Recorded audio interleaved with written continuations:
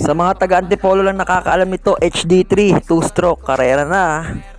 Yan, gamit natin ngayon ng 400cc big bike natin na dream bike natin kahit tayo ay nagko-construction lang. Yan, itong daanan na to, itong motor na to pala, motor pala no.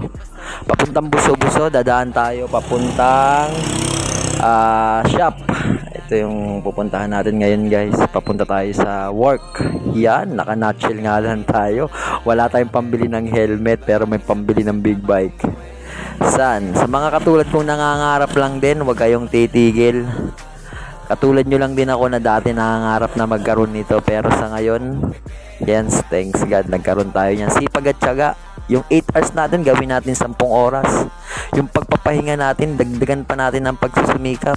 Darating ang panahon, yan, makukuha natin yung mga gusto natin. Mga bagay na hindi natin ine-expect na ngayon na meron na tayo.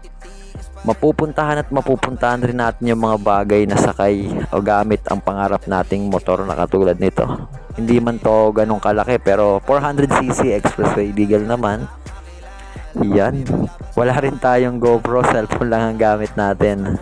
Ito, tambayan ng mga vlogger, Shell, Buso-Buso. Tambay tayo saglit dito, nagpahangin lang.